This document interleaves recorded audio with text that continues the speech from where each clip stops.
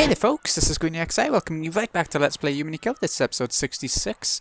In the last episode, we saw Maria, Witchy Maria, have her magical revenge on her mother, Rosa, for all the mistreatment that she had growing up. So, how the game is going to continue from there, I don't know. It keeps jumping about between different times and stuff. But let's see, are we getting back to the actual Rockenjima incident, like it sort of ended at in the last episode, where some of the staff were going to tell the kids about the murders, I think. Here we go. It was a pitch black room.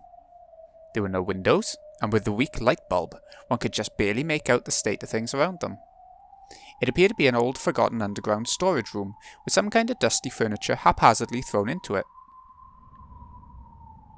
However, even with just a little light, one could at least make out that it probably wasn't a storage room. After all, that room was sealed off with iron bars. Where's this? I don't know. Could this be underneath the mansion? Has there always been a room like this, directly underneath the dining hall? They dropped into what had appeared to be a pit, falling into this room. Remember that demon was sort of doing portals? It's got to be a cake, right? Therefore, it was natural to assume that this room was directly under the dining hall. However, not even Kraus could bring himself to believe that there were pitfalls rigged in his beloved dining hall, where he had enjoyed his meals for years, and that this dungeon-like room lay directly beneath it. But the ceiling above was of crude stone craftsmanship, and they couldn't understand how they could have fallen from somewhere up there. No, all 5 people who had been dropped here thought the same thing. Although they'd had the sensation of falling into a pit, there was no way there could be pitfalls in the dining hall, nor could this dungeon-like place be directly under it. But the truth was that they actually had fallen into this place and were locked in. So, they were confused. It's lucky that no one was hurt after falling from such a height. Shannon, Cannon, did either of you two know about this room? No. We did not know of this room either. Really? Really? We really don't know about a room like this. Despite their age, Kyrie apparently wouldn't have found it odd if they, as servants allowed to wear the one-winged eagle, might know of the mansion's secret tricks. There was a long silence, as if Kraus was evaluating their answer. No, it's probably true that you don't know.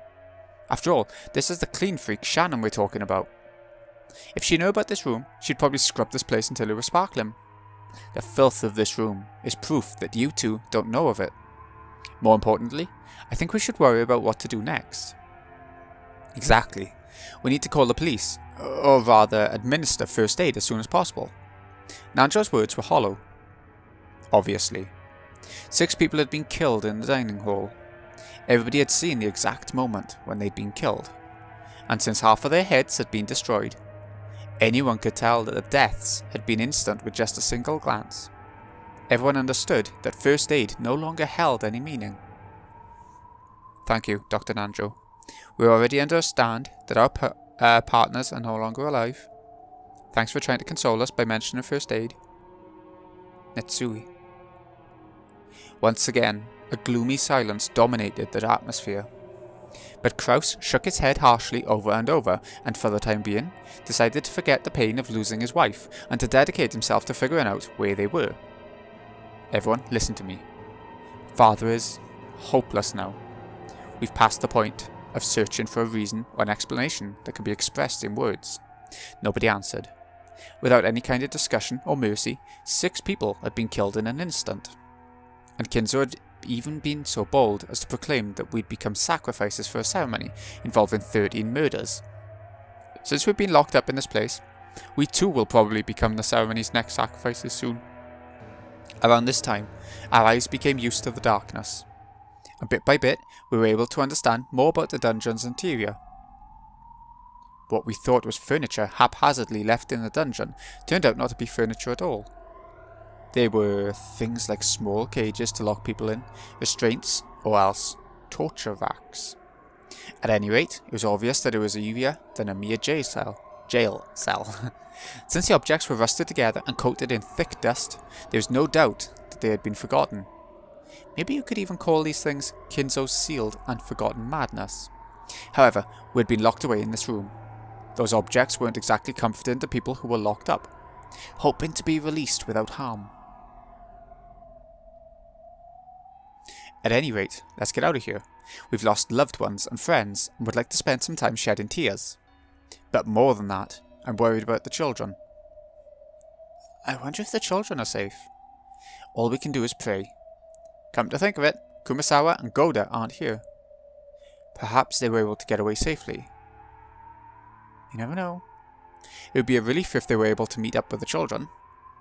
When the going gets tough, Goda-san's reliable, and Kumasawa-san's knowledgeable and calm. I'm sure they'll be able to help the children. Ha! Yes, that certainly would be comforting. Shannon and Kraus smiled bitterly a little, but they quickly realised how improper that was and stopped, clearing their throats. We can't be optimistic, Nissan. There's a chance they've already been attacked after we were. I agree. What Father carried out in the dining hall was the 6 murders of the first twilight from the witch's epitaph, right? Then the second twilight is to tear apart the two who were close. We can't deny the possibility that Goda-san and Kumasawa-san may have been killed after escaping together. We can't cling to the optimistic idea that they must have gotten to the guest house and are protecting the children. Kirie coldly analysed the worst case scenario. For her, it was heartbreaking to have lost her beloved husband. But right now, the most important thing was protecting that husband's son, along with the other children, from becoming the insane family head sacrifices. She overcame her sadness with a parental urge to protect children from sorrow. It seemed that both Kirie and Kraus were strong enough to forget about their grief, if only for the time being. They would let their tears flow later. In order to protect the children, they had to act. Anyway, let's get out of here. It seems to be a rather old cell. Couldn't we break the bars with something? Let's try searching the entire room for some way to escape. I wonder if there are any torture tools lying around all these torture cages. They might be useful as weapons, or to break the bars. Kirie pulled a lighter from her pocket. She herself didn't smoke, but she kept one tucked away in her pocket to light Rudolph's cigarettes. It was an extremely valuable source of light for searching in this dim dungeon. Shannon, help Kirie-san search her room. Cannon, you help me check out the bars. This is a very old cell. The bars could be loose. What should I help with? Please just keep up your strength. Father will probably come soon. You're the only one whose words will reach him. In a way, you might be holding our lives in your hands. My words will no longer reach him, I think. I'm sorry, but I don't believe I will be of any use. Then lend us your expertise as a doctor. I wonder if there exists a drug that can make people instantly faint. A drug that makes people instantly faint? What are you talking about? We believe we fell through a pit and landed in this dungeon. In that panic-stricken moment, that's what we believe happened. But I measured the breadth of this room and came to a realization.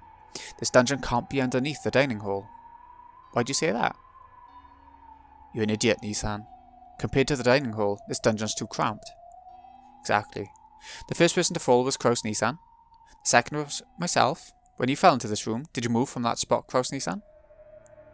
It's embarrassing to say, but the landing hurt, and I lay there groaning in pain.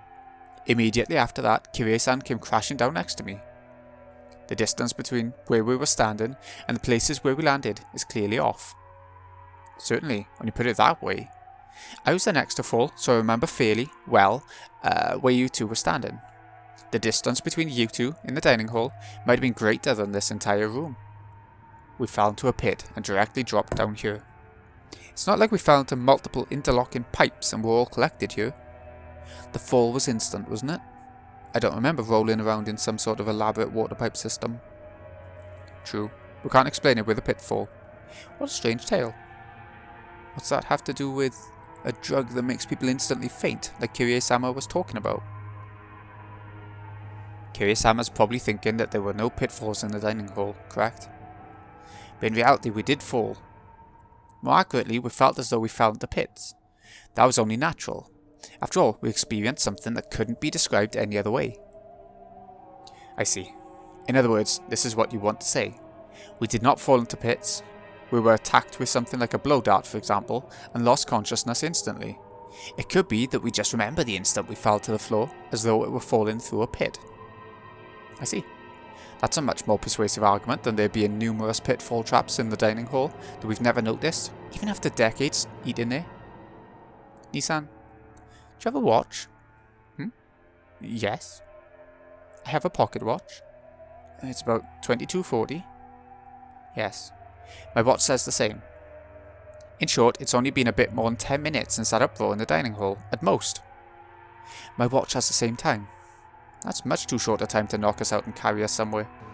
Judging only from the time, it's reasonable to assume that we did fall through a hole leading directly underneath the dining hall. They could have tampered with the watch hands as much as they wanted. While we were passed out, they may have wound everyone's watches back. We're incapable of proving that this possibility doesn't exist. Whether it was a pitfall or a drug that induces fainting, it does not change the fact that we need to be on guard. Well then, Dr. Nandro, is there a drug that can do that? Well, it's the same as your reasoning, Kirie-san. I can't prove that there isn't a drug with that effect that I don't know about. As they say, you can never be too careful. Sorry, it was a useless question.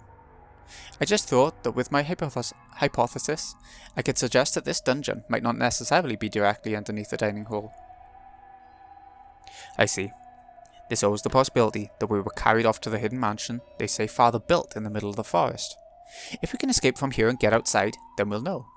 We'll save worrying about that until after we get out. Exactly.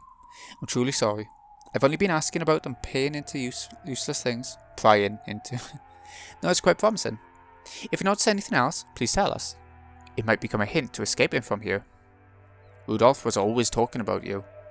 He said he was always surprised by your ideas, and he would sometimes give him valuable hints. The fact that you're here is a blessing within a tragedy. Thank you. I heard something from Rudolph-san as well. He said that you usually just swagger about, but when things get serious, you overflow with a sense of responsibility and can be a very dependable older brother. Heh, it's too kind. Damn it, at any rate, these iron bars won't even budge. How are things on your end, Cannon? No, his side's no better. Kraus and Cannon tried wiggling the bars in various ways.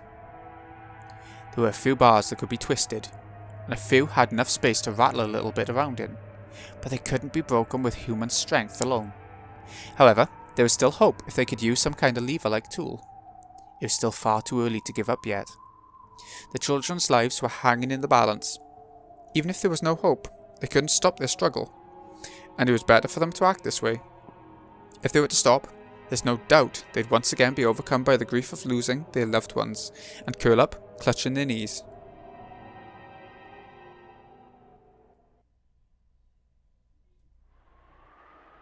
How are you doing, Kirie-san? Find anything?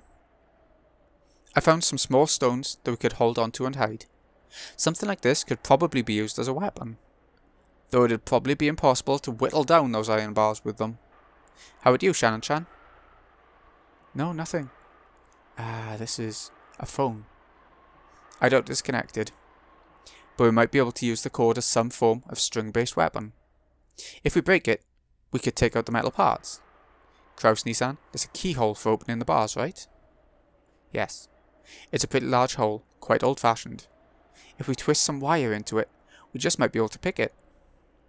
We might be able to use the metal parts of the phone as a substitute for something. This phone will become our weapon. Just like the investing. Our weapon is information. Kraus and Kirie laughed together at how they hadn't even thought of using the phone as a means of communication. What are you doing, Nissan? I just wondered if maybe the phone was working. You dummy, Nissan. Whisper. Huh? What? At that point, Shannon let out a small, surprised cry. Kirie-sama, this phone is connected. What did you say? It was like when people move out of an office, taking everything with them, leaving only the telephone behind. That's the feeling the phone gave off, having been left in the corner of the cell. The cord was wound into a coil, the tip of it being swallowed by the wall, and just looking at it, there was no reason to assume that it wasn't hooked up. But to think that it was actually was. It was actually was. Kirie took the receiver from Shannon and pressed it to her ear. Certainly, the electric hum of a phone was a familiar sound, and this phone was certainly live. What good luck? Let's contact the police. Hold on. This is too good to be true. Could it be bugged? If they were planning a trick like that, normally they would cut the telephone line. It's actually a good possibility that they overlooked this. If they noticed, they might actually cut the line this time. There's nothing we could tell the police that would be problematic for us if they overheard. Surely that was true. The point of a wiretap is to overhear some important piece of information, but the way things were right then, she couldn't think of a single thing that would come up in a conversation to the outside world that might be troublesome to have overheard. Kyrie instantly concluded there was more likely to be a mistake on Kinzo's part than a trap. You do have a point.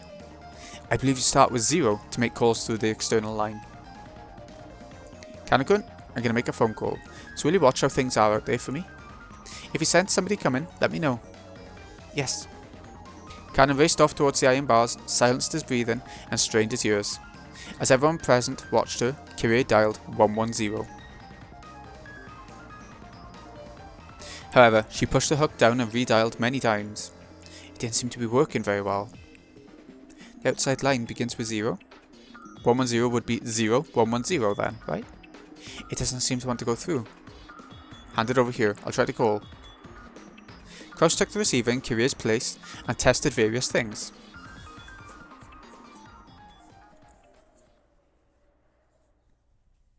But in the end, they were unable to notify the police. The phone itself was definitely live, but the circuit was apparently cut somewhere. Did this mean that they were not so naive? So it's useless after all. It means our enemies aren't naive either. Kyrie let out a deep sigh, leaned against the wall, and hung her head for a while. As cool thinking as she was, for a brief moment, she may actually have had the naive hope that the phone might actually work. She sneered at herself mockingly for holding on to that naive hope for even a single moment. Then she remembered just what was happening here. Truth be told, even after being shown a scene like that right before her eyes, or rather, exactly because of that, she still couldn't think of that gruesome mass murder as something real. It was less that she couldn't believe it, and more that she didn't want to. Ashurmaya Kinzo killed 6 family members. He summoned strange, witch-like, demon-like people right out of thin air, and with something like magic, began to kill people one after another. It's just all so screwed up. Even though she definitely saw it, there was no way she could accept that spectacle. There's no way that's what happened. Those were obviously father's friends or something. They just hid somewhere in the dining hall beforehand, and used some tricks to appear suddenly and fool us. There's no other way to explain something as screwed up as that.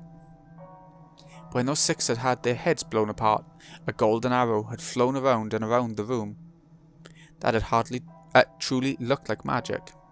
Was that another thing we just saw wrong? There's no way it was magic. It was definitely some kind of setup. Since those heads were smashed, there's no doubt it was some kind of explosive. For example, a styrene toy plane like they sell at candy stores, painted gold, and with a powerful explosive loaded onto the end of it. However, though it had seemed to be flying about at random, Kyrie couldn't imagine that after being fired 6 times, each time it perfectly hit the victim square in the head, one after the other. It couldn't be that there was a computer control system for finding and hitting targets, making it a high-tech styrene plane on the same level as a guided missile, right? Would he invest such a large amount of money into developing some stupid trick like that? For that insane sideshow? Does this take us back to the old, I wouldn't put it past father? A number of mysterious people appeared out of thin air. 6 people had their heads demolished by a mysterious golden flying object.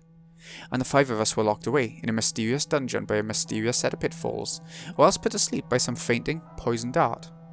The family conference started a bit after 10. It's only been a bit more than 30 minutes since then. Most likely, even though I witnessed it myself. That event took place in such a short period of time, so I still can't understand it. I still can't come to grips with it. For argument's sake, even if we did get a hold of the police, it would probably be impossible for anybody to accurately explain what we saw. Even though I saw it just now, my brain's fried and I have no confidence in what I saw myself. Kyrie tried her hardest to cheer herself out of her overwhelming confusion, to just hold on to her sanity. Damn it, what's going on here? Damn it, damn it. Kraus started to become desperate, hitting the hook multiple times and resetting the dial. Kraus had also been feigning composure, but he was unable to hide his panic. The more he retried the dial, the more the pretense of serenity peeled away. I don't know what's going on anymore. Kyrie couldn't help but pray that the events that had just occurred were a dream. At that time, the look on Krauser's face changed. No. I got through. It's ringing. Really, Kraus-san? I see. How shallow, old man. Since we can't contact the police, the external lines have probably been cut, but he failed to sever the internal line. The internal line? Kraus-san, where did you call? The guest house. I'm calling the room where Jessica and the rest are staying. Ah? Hello? Hello? It's me. Yeah. Goda? Is Jessica there? Is she safe? Ooh. Who's switching? Kraus-sama. I'm so glad you're safe. Yes. Lady Jessica and the other children are here as well, safe and unharmed. Dad. Is it Dad? I'm so glad you're okay. Is Mum okay? Is she there? Yeah. Kraus choked on his words. Kraus had clearly seen Natsui's head crushed, had seen her killed right before his eyes. Eventually, he was going to have to tell that to Jessica. However, Kraus began to fret over whether he should tell her now or not, and lost his words. But even that was an answer under these circumstances. I don't know about your mother. Let's pray for her safety. For now, I'm just glad you're safe. Yeah, I understand. I'm sorry for asking. Jessica's voice was filled with tears. Kraus was certain now. Jessica and the rest had heard everything, start to finish, after meeting up with Goda and Kumasawa at the guest house. When they learned that 6 people had been killed, they must have been anxious to rush over to the dining hall. Luckily, he'd been able to call before they'd stormed off towards the mansion. Kraus was relieved at this good timing during such a tragedy. We have Kirie-san and Dr. Nanjo, as well as Shannon and Kran here. We've been locked in a place that's like a dungeon, but don't worry. We'll figure something out. A dungeon? Where? We'll come and save you. Unfortunately, we can't figure out where this is either. We think it might be under the dining hall, but that might not be true. Anyway, Jessica, you must stay where you are. You've heard about what happened from Godo and Kumasawa, yes? Yeah. Grandfather? Everyone. Grandfather isn't in a sane state of mind right now. If you encounter him, you'll be in danger. You might be killed. You mustn't even think about trying to come and save us. We'll take care of ourselves. Then what should we do? Damn you, Grandfather, how dare you do that to Mum and the rest? I'm gonna kill that undying bastard.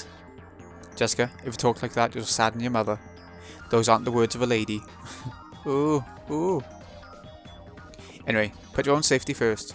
Lock all the guest house doors. But you mustn't overestimate how safe that will make you. The large window in the first floor lounge might get broken. Stay in your room and use a bed to make a barricade. There's a toilet and fridge in there too, right? You should be able to stay holed up until tomorrow morning. Listen up, and I'll say it again. Don't think of doing anything violent. Don't even think about trying to take revenge for Mom. Only think of hiding, of getting through this without provoking our enemies. Yeah. I understand, Dad. Ooh. After that, Goda took the phone and was firmly told to supervise the kids well as an adult. Goda, with his face covered in a cold sweat, repeatedly replied, yes sir, in an excessively tense voice. From there, Kirie took the receiver and spoke with Battler, and when Shannon and Cannon got their turns, George and Jessica answered. Following that pattern, Nanjo and Kumasawa picked up as well, so that all members of both sides took the receiver in turn, confirming that everyone was safe for now, even if their location was unknown, and encouraging each other, coming to an understanding on the current situation for both sides. They wanted to talk forever, but now was not the time to chat. Kraus explained that they would be hanging up for now, and those in the guest house consented. If anything happens, we'll call. Wait by the phone so you can pick it up quickly. Again, be careful. You mustn't do anything rash. Yeah, I understand. As long as you and Kanen-kun and the others are okay, then that's good enough for me. We'll do our best. Stay safe. Yes, of course. Well then, I'm hanging up for now. Be on your guard. With that, the phone call ended.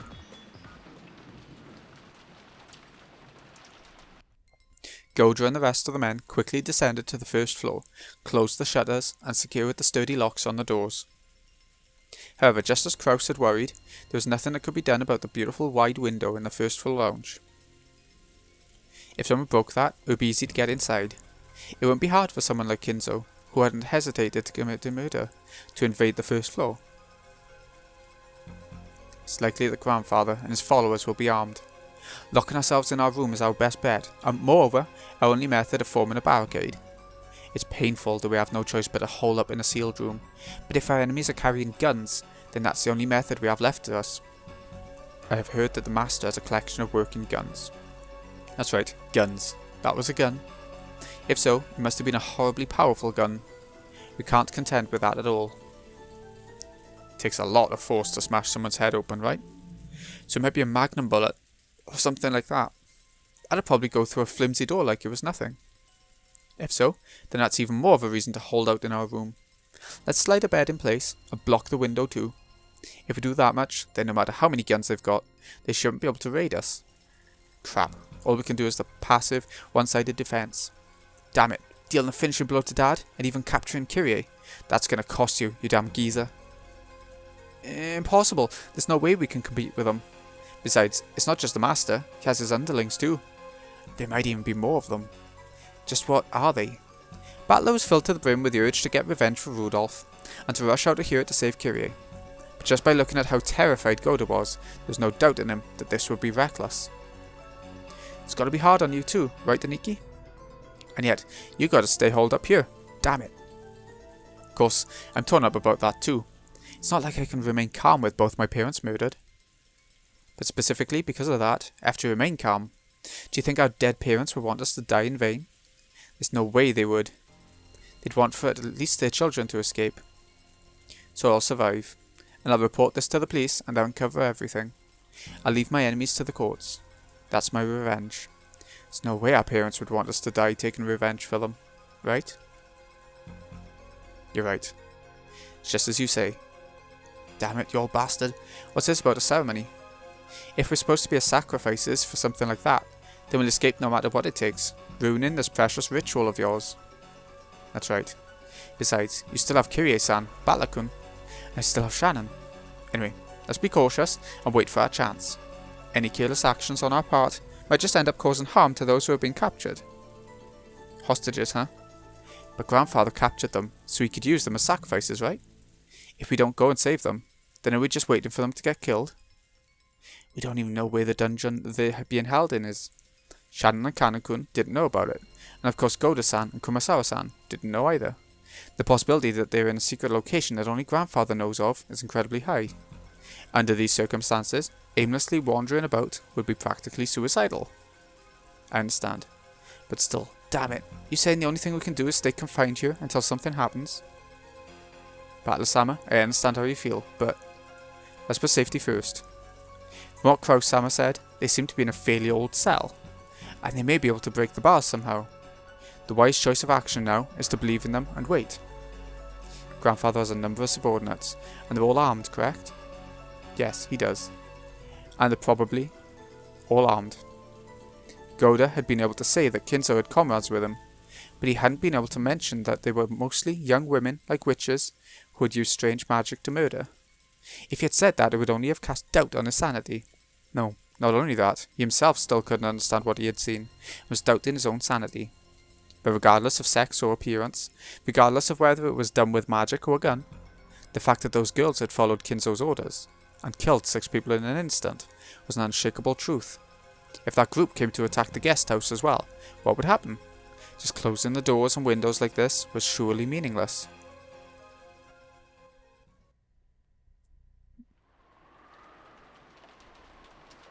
Goda and Kumasawa. The only thing left for those two, who had witnessed that massacre in the dining hall, was to cradle their heads without knowing how to interpret what they had seen. Kumasawa-san, you okay? Want some tea? Ho ho ho! Thank you very much, thank you. I'm sorry, but may I be left with my thoughts for a little while? Maria tried to be nice, but it seemed that Kumasawa still hadn't been able to clear away her confusion. Maria, thanks for being so considerate. Let's let Kumasawa-san rest for now. Ooh. Jessica was also worried about the shock those two must have received after witnessing such a tragedy. But her wildest dreams couldn't even come close to the unbelievable scene Kumasawa had witnessed. Nevertheless, with her mother murdered and her father captured, it wasn't as though Jessica could stay calm either. She sealed her anxiety and sadness, using her anger towards Kinzo, and walked irritatedly around the room. Kumasawa-san, is Mom really dead? Yes. I've never seen such a horrible way to die before. Is it possible that she's still alive, and that if we fix her up, we could save her? It's not possible for a person to have something like that done to their head, and live. Yeah, you're right. There's no need for first aid. Once your head's smashed, usually. When Godo had come flying into the guest house, he had overcome with agitation, told about the massacre in the dining hall without concealing anything, except for the part about the witches and magic, which they themselves still couldn't believe. In other words, he hadn't even sugar-coated the cold-blooded way in which Natsui and the others had died. It was too late now, but Kumasawa regretted the fact that they'd obviously said too much. However, while lightly shaking her head and with a slightly painful laugh, Jessica spoke. Actually, thanks to what you told us, I was able to stay level-headed. If he'd avoided mentioning the part about her head being smashed, I would have thought she might still be alive. Then it would have run off towards the mansion, met Grandfather, and I might have gotten killed. That sliver of hope could have been fatal in the end. So I'm grateful. I'm truly sorry. I'm so sorry we didn't choose our words more carefully. Don't worry about that now. There's nothing we can do for Mom, but Dad's still alive. Kanekun and Shannon, and Kyrie, and Dr. Nanjo too. I want to save them somehow, so we shouldn't do anything unnecessary that might make things worse for them. The most helpful thing we can do right now might be to wait by the phone. They might receive a phone call asking them to create a diversion while the others escaped. Or the others might discover their location and call for rescue. Jessica understood that in order to act promptly, when that time came, the only thing they could do for the time being was to wait in this room.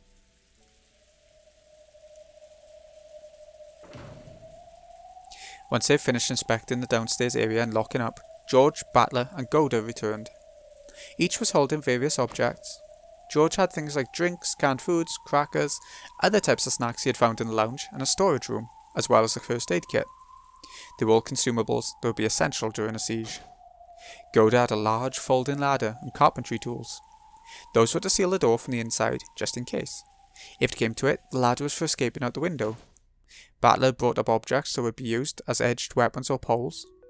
In addition to the obvious kitchen knife, there was a disassembled table leg that could be used as a club, and a pole roughly the size of a person, which he'd apparently made by taking apart a hat stand. Even though the pole had no point, it could surely be used like a spear. There was a good chance that their enemies had guns, so it was dubious whether these would be of any use.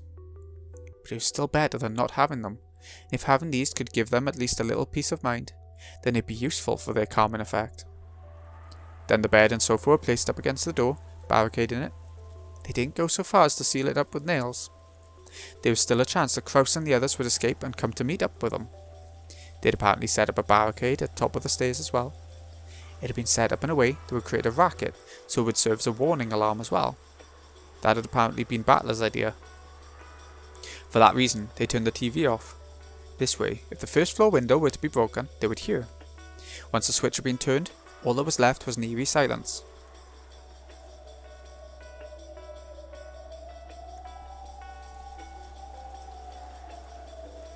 The sound of violent wind and rain. Were they going to have to spend the whole night being crushed by such suspense? The boat would come tomorrow morning. However, judging by the weather report, most of tomorrow was going to be covered in the typhoon, and the boat probably wouldn't come. The typhoon was set to pass by in the morning of the day after tomorrow. In other words, the boat would be arriving in the morning after next, the morning of October 6th. And right now, it was late at night on October 4th. They would have to spend more than 30 hours on this island, with Kinzo turned cold-blooded murderer and his weird companions prowling about. Even with the shutters closed, there would definitely be a little bit of light seeping out. It might let the enemy know that they were hiding here. Battler suggested that it might be best to turn off the lights, but they had already been overwhelmed by a ghastly feeling just from turning the TV off. There wasn't anyone who directly challenged his proposal, but then again, there wasn't a single other person who agreed with it. Oh, we can't watch TV? Sorry, but you'll have to bear with it. We can't just let the sound of the enemy breaking in slip by. Boring. Even though she'd been told of her mother's death, Maria alone didn't feel an approaching sense of danger. She just seemed to be upset that the TV had been turned off. Even though she's in such a bizarre situation, can she not share in our sense of danger? Is it because she's so young? To Battler, even this faintly unsettling feeling from such a young girl made him sense that there was something very eerie about Maria. Yeah, she's having mental issues, obviously. We've seen there's a lot going on with her this arc. That said, we've already done all we can. Do you think you'll be able to do anything about the bars? Unfortunately, they're tougher than expected. I don't know when these were made, but there's no problem with it. Their lifetime guarantee. These truly were built rather well. Kirie chuckled softly. They had no moves they could make, but she had calmed just a little.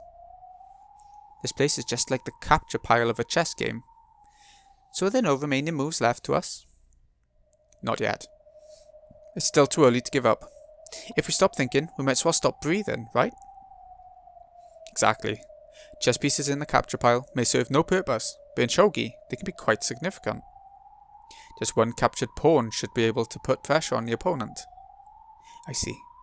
But still, there's nothing that can be done about these bars. For us, maybe. But if we can figure out where this is and contact Goda-san, he might be able to come and save us. I see. But that would mean putting Goda-san in danger. And if that happens, I would also be worried about the children in the guest house, alone without a full-grown adult male. When you're afraid of risk, it's alright to bide your time until the price starts to go up. However, if you're too afraid to cut your losses, you might end up with just a scrap of paper. Though in this case, that represents our lives. And our dignity as parents, right? After talking big like that during the telephone call, tell them that they should behave because we'll manage something on our own. We can't just start asking for help right away. That would be very uncool.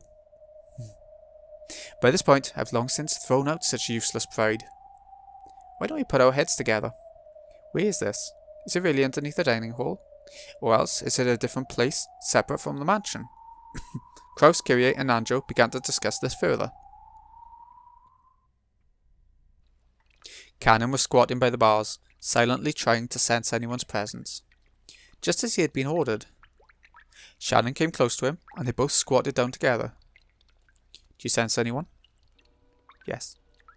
They haven't focused their attention in this direction, but there's somebody relatively close by. Is it human? I think it's the goats. Their breathing is rather noisy. Cannon's ability to sense the presence of others was several levels above that of a human. He said that their breathing was noisy, but Kraus and the rest couldn't even pick up the slightest hint of it. Therefore, if he had obediently reported it, they would have merely doubted Cannon's ears. They got us, didn't they? It's rare to think that they captured us without killing us. This time, Beatrice-sama didn't make an appearance, and the master left his study. I don't have a clue what's going on. I know. Whatever happens or changes, it's all for the witch's fickle entertainment. In the end, nothing will change. I wonder if we'll be able to go to the Golden Land this time. Who knows? We have a high rate of losing. Come to think of it, it's very rare for us to survive the first twilight together. I get the feeling that it's incredibly unusual for us to be able to talk together like this, even though the ceremony has already begun. That may be, but even that's just for the witch's entertainment, I'll bet. I can't think of it as anything other than her letting us live just a little longer to ridicule us, since we usually drop out right in the beginning. I wonder if we'll be unable to reach the Golden Land again. I'm sure we won't make it there. If we hold on to any foolish hope, we'll get taken advantage of again. That's right. Last time you got taken advantage of, didn't you? I'm an idiot. Cannon made a sour look and turned his head. Shannon laughed softly and apologetically leaned towards his shoulder. But I'm glad Milady is safe. She's only escaped from the first twilight. She might just be waiting for an even crueler death later on. What would you, Nissan? Aren't you glad George-sama's safe? It'd be nice if you two could reach the Golden Land together. Thank you. I wish the same for you and Milady as well. I wasn't hoping for anything like that. It's just as you say. That witch is only having fun, dangling prizes in front of people and watching them vainly try to get them. I'm sure no one will be able to go to the Golden Land. If I wish to reach the Golden Land with Milady, then that person will find it funny. Will certainly never let us reach that place. So these two seem to know all about it, right? All the arcs, all the different games and stuff. You're right. Beatrice-sama is thinking about which order of sacrifices will be the most interesting. The whole thing about them being chosen at random is just a blatant lie. That swindling witch. All that about having any wish you want granted in the Golden Land is probably just a lie too. That's not true. The Golden Land is a wonderful place. Have you been there? Only for a little bit. Though even that was probably just a joke of Beatrice Sammer's. What's it like there? Well, it's a wonderful place. I can't really explain it well. It's like a world from a pleasant dream. A paradise-like place with roses blooming all over and beautiful butterflies dancing about, or something like that. It's not a place with a tangible image like that. It's really like the inside of a dream. When you're there, it's very gentle, very peaceful. And you're allowed to sleep as long as you want. Like when you wake up early on a day off, lying on a futon. Sunlight comes in through the cracks in the curtains, and you think you'll have to wake up soon. But then you realise it's your day off and you can go back to sleep. It's a place where you can feel like that. I think it'd be wasted on me. Waking up on accident even though it's your day off is something only you would do, Nissan. So? Well, when I was there, it was very satisfying and very calm. When I returned to this world, even though I had just been there a second ago, I couldn't remember it well. It's like when you can't remember a dream you were just having. But I still remember that it was a very calm and quiet world. That's it? What the heck? That Golden Land she's always bragging about isn't anything great at all. I thought it was a place where all your wishes come true. That's right. It's a place where all your wishes will be granted. Maybe that's not quite it. It might be better to say it's a place where you won't wish for anything. For example, Kanan-kun. If you were cold and wished you had a jacket, you'd be happy to be given one. But if you were in a warm room to begin with, there won't even be a reason to want a jacket, right? That's what the Golden Land is like. There's no need to even wish for most wishes. It's a world where everything's calm. You could even say it's a place that transcends the concept that having your wishes granted will bring happiness, a world released from everything. Sounds somewhat like a religious world. And there everything is equal. Anything that can think it's equal. There are no humans, furniture, no witches. There I was equal to everyone. There was no longer any need to feel ashamed that I was furniture. It was honestly a happy world where all humans and even witches were equal. I can't really remember it well, but I have the feeling that when I was there, I was equal even to Beatrice Sammer, and we were good friends. If that witch is there, it can't be much of a paradise. So you want to go to that Golden Land with George Sammer? How strange. The Golden Land's a utopia where you can be pleased with everything, right? Wouldn't you be content even if George Sammer wasn't there? The Golden Land is very calm, peaceful, everything's equal. But actually, happiness alone is left out. It isn't a happy world. Of course, just by being peaceful, calm and equal, it's an incredibly happy world. But I guess you could say that it's a world of zero, where you're released from all negative worries. The human world is filled with negatives, so of course the zero world is incredibly happy, but it's still zero. What a luxurious problem to have. It's something like this. When you're nodding off on your quiet holiday morning, if the person you love the most is next to you and holding your hand, then it can become an even greater, more wonderful happiness, something like that. Sorry, your Nissan's too dumb to be any good at analogies. In other words, to you, the greatest happiness would be reaching that world together with George Sammer. Yeah. And surely for you, it would be reaching that world together with Milady. We'll be released from our worries in a fair world. It's like some kind of strange religion. I'm more worldly minded. I imagined a world where we would be given some magic medicine, and we could be reborn as humans, or something more like that. If you go, you'll understand. If Beatrice Sammer really is a fickle person, then surely someday she'll let you get a glimpse of it too. If so, then you'll be able to understand my analogy. Well, I'm not holding my breath. At any rate, it seems like game over for us this time already. I'll hope for another chance. You're right. If we cling to our many overambitious hopes, Beatrice Sammer will take advantage of us. It might be best to just stop thinking and let fate take care of us. We can just be simple chess pieces. No matter what we think or don't think, we can't escape from the witch's chessboard. Our role is now just to wait and see how we'll be tortured to death. For us, the dream of the Golden Land is too empty. You're right. Sorry. Kanan shrugged his shoulders and told Shannon to leave him alone because she was in the way of his duty, distancing himself from her. Realizing her thoughtlessness in bringing up such an inappropriate topic and instead hurting Kanan, Shannon bit her lower lip and stayed at the ground. Shannon wouldn't bother him anymore. She went off and crouched down in a corner by herself. At that moment, Kanan perked up. It was like the ears of a cat when it reacts to a strange sound. What's wrong? Shh. Kraus-sama, someone's coming. What? They ended their conversation and strained their ears. For a while, they couldn't hear anything, but eventually they were able to hear the shuffling sounds of a large group of people walking. So they've come. Time to pay the piper, or perhaps it's our first and last chance. I shall talk to Kinzo-san. I'll try to somehow find out where this place is. We're counting on you. During the last phone call, Kirie had asked what the time over at the guest house was. By doing that, Kirie had learned that it was the same as her watch, and she had learned that their watches hadn't been set back. It wasn't just the clocks on the walls in the guest house. Several people's watches, including George's and Golda's, had matched.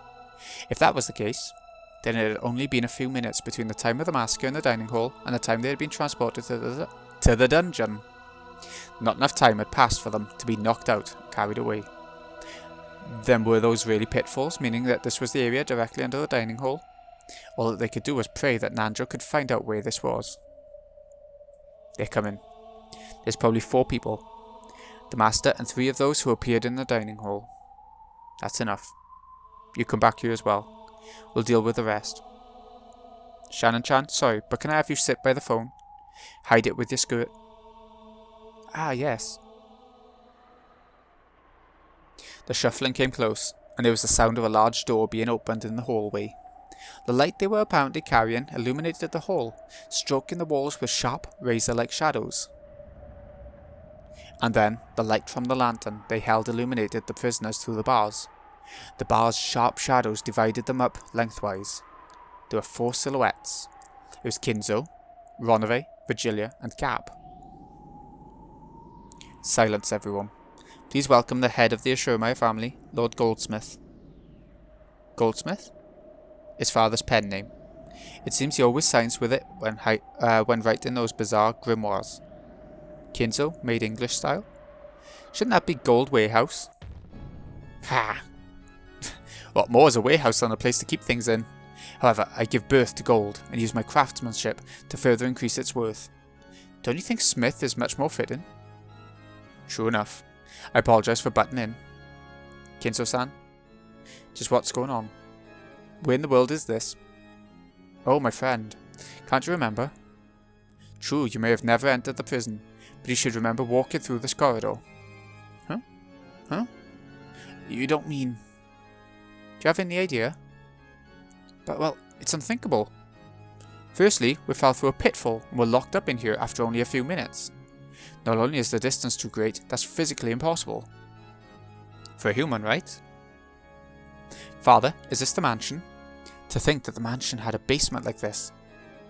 Kraus, wasn't there a place whose existence you all whispered of, and which you followed after me several times trying to find? This is that place. No, to be correct, this is its basement. Could this place be the basement of Kuwadorian? A splendid observation. This is indeed the basement of Kuwadorian. Kuwadorian? You don't mean Father's rumoured hidden mansion really exists? This mansion was constructed for the sole use of my beloved witch Beatrice. It's truly a shame that I cannot guide you to the above ground sections, as it's such a beautiful and elegant mansion. How lovely, just the 2 of them alone in a mansion with a prison like this. I guess Father's tastes are a bit more than I can stomach. Kirie-san, perhaps it would be wiser to refrain from such rude comments. But I agree. If a mansion I was given had this kind of dungeon in it, that'd shake me out of even a century-long love, and I'd take anything of value and run. Oh my, so you don't have an interest in this kind of thing? And here I was thinking you went head over heels for it. Of course I go head over heels. Like if I get a collar or something for a birthday present. But only if he's hot. Silence. Perhaps you could use a gag more than a collar right now. Oh, you have an interest in that too? You sure aren't picky, Leah. Leah? Don't just go around shortening people's name on your own. Ah, Virgilia. Yeah, okay. Enough, you noisy women. You tell me you'd like to be locked up in the same cell? I apologise, Master. This old body of mine would not be able to stand such a cold prison. Virgilia quickly apologised, but Garp and Ronove merely laughed together. It was like they thought they alone couldn't be imprisoned, or else that even if someone tried to imprison them, It would be pointless. A prison is a place from which the captured cannot escape. That implies a strong will and love to not let them go for a lifetime. It's not even worth speaking of love to a woman you could give up on if she ran away. A woman who makes you so insane that you don't want to let her escape, to the point of binding her in chains. Because she was worthy of that, she was a love worth sacrificing my life for. I will not ask you to understand. No one can bind me. I'll not be bound. I don't want to be loved, I want to love. I feel the same as Goldsmith. That's why I understand the madness of your love. Love and madness are two sides of the same coin, or so they say. How bothersome. But learning where we are so easily was a big step. We'll ask the details later, but it seems you know about this place, right, Dr. Nanjo? Yes. If that hallway is the underground passage beneath Kuradorian, then if we go straight down it, it'll become a long tunnel, and if we stay on that, we should be able to return to the mansion. Then if we could just do something about these bars, we could go home. Father, what do you plan to do with us? As I've already declared, you'll become sacrifices for the later twilights. There are conveniently 5 people here, exactly enough hostages for the 5 Gaussians. I see. Then it's time for us to pay the piper? Eventually. That's not why I've come to visit you this time, so relax. Besides, I believe I've said it already. If one of my grandchildren's deemed suitable to inherit everything from me, then the ceremony will be called off. In other words, your lives will be spared. What are you planning to do to the children? I shall give them a test. A test to see if they are suitable to be the successor or not. If even one of them can surprise me, I'll call the ceremony off. And if there isn't anyone suitable, what do you plan on doing with the children? There's no need to worry about that. After all, you all will be sacrificed first. How could anything that happens after that concern you? Entrust your fates to your own children. Your children, the embodiment of what you've borne, taught and raised. They should be the most suitable ones for you to entrust with your fate. Don't look so worried, Kraus. Believe in the daughter that you brag is worth 10 billion yen. Exactly. Children are the embodiment of their parents. It's fitting that we put our fates in their hands. That applies even to you, father, right? This girl has guts. What a waste on Rudolph. Kiryu-san, it would be best not to aggravate him too much. I agree. Let's bear with it for now. That's right. After all, we're just fish on the chopping board. There's nothing we can do now. Ha! Though you can insult me with such vigour. I don't dislike that kind of woman, see? Beatrice was like that too, in the beginning. Master, perhaps we should get back to the main topic. We've been off track for a while now. Ah yes, there was that. Sorry, my friend. Well then, back to the main event. For that I prepared a phone. Shannon, how clever of you. You don't have to hide it any longer. That's something I arranged for. My apologies. Shannon quickly withdrew herself. The telephone was revealed. Kraus, call the grandchildren in the guest house. Tell them of the test and of the start of my trial. When have I motioned for Kraus to pick up the receiver? And if I say no? Oh, and why do you think you're in a position to negotiate? If you don't make the call, then the grandchildren won't even be given a chance. The Ashurmaya family will end here, and I'll sacrifice you all right away. You'd be lucky to become sacrifices right away. Don't you think it'd be more painful to watch the children get sacrificed first, before your very eyes? Gap. The master's the one who decides the sacrifice order. Don't say things on your own. Leah, you just tried to shorten my name, didn't you? I did not. I told you not to shorten other people's names on your own. Women truly are noisy. That's where we end things off. It's just going to get interesting. I'm remembering this arc more as we go along now. Yeah, it's going to be a good arc, and I'm looking forward to seeing how the visual novel actually handles it. So, anyways, this has been Greeny XI. I hope you've enjoyed. Thank you so much for watching. I'll see you again in a bit. Oh, we're going later again. I see. Thanks for watching, folks. See you again in a bit.